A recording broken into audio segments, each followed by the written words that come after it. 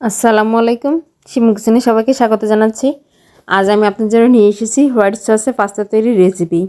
বাসায় কীভাবে অল্প সময় এবং অল্প খরচ আপনারা হোয়াইট সস তৈরি করে এবং সেটা দিয়ে পাস্তা তৈরি করবেন, সেই রেসিপিটি আজ আমি আপনাদের সাথে শেয়ার করব। এখন থেকে আপনারা আর বাইরে থেকে নয়, ঘরে বসেই হোয়াইট সস পাস্তা তৈরি করতে পারবেন। তো চলুন আমরা পাস্তাটি তৈরি করে নিই।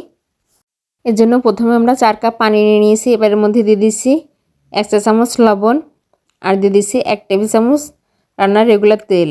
এতে করে পাস্তাটা সিদ্ধ করার সময় একটার সঙ্গে আরেকটা লেগে যাবে না এবং সিদ্ধ করার পরেও এটা ঝরঝরে থাকবে। এবার পানিটা গরম হয়ে গেছে। এবার এর মধ্যে দিয়ে দিচ্ছি 2 কাপ পরিমাণ পাস্তাটা দিয়ে সঙ্গে সঙ্গে একটু নেড়ে দেবেন, তা না হলে এটা তলায় লেগে যেতে পারে।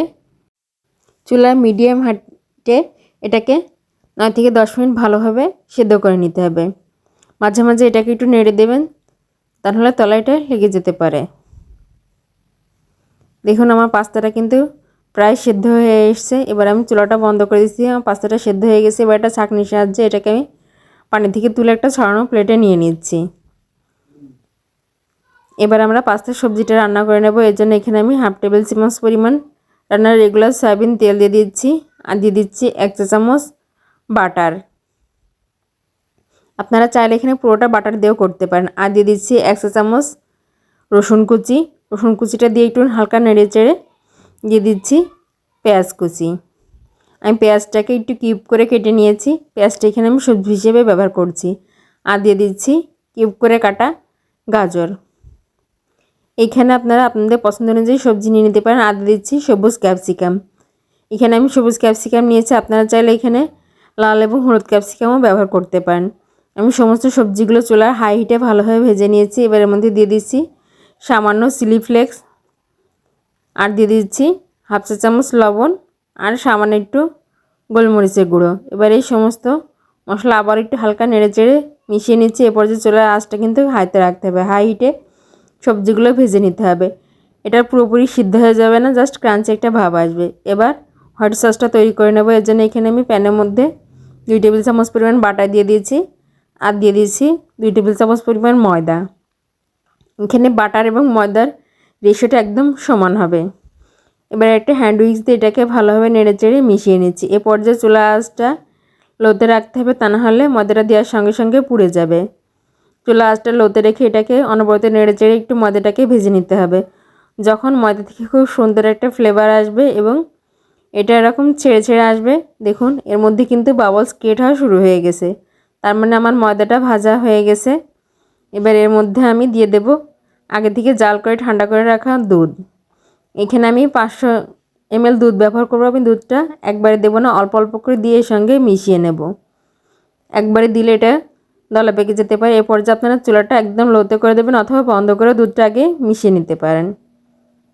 আমি দুধটা দিয়ে ভালোভাবে এটাকে মিশিয়ে নিয়েছি। এবার আমি সম্পূর্ণ দুধটা এর মধ্যে দিয়ে দিচ্ছি। আমি দুধটা দিয়ে দিয়েছি। এবার হ্যান্ড উইক্সের সাহায্যে এটা অনবরত নেড়ে দিতে হবে, তা নাহলে এটা তলায় লেগে যেতে পারে। এবার এর মধ্যে আমি দিয়ে দিচ্ছি 1 টুকরো পেঁয়াজ, একটা তেজপাতা এবং 2টা লবঙ্গ একসঙ্গে আমি গেঁথে নিয়েছি। এতে করে এটা সম্পূর্ণভাবে খুলে যাবে না বা এর সঙ্গে মিশেও যাবে না। এবার এটাকে আমি ভালোভাবে জাল করে নিচ্ছি। আমি হ্যান্ড উইক্সের সাহায্যে এটাকে নেড়েচেড়ে মিশিয়ে নিচ্ছি।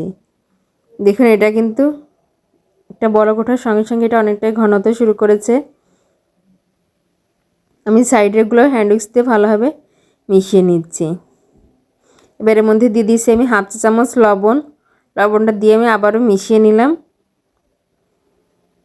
এবার এর মধ্যে থেকে আমি এই তেজপাতাটা উঠিয়ে দেব, তেজপাতা এবং লবঙ্গটা। পেঁয়াজটা আমি উঠিয়ে নিচ্ছি।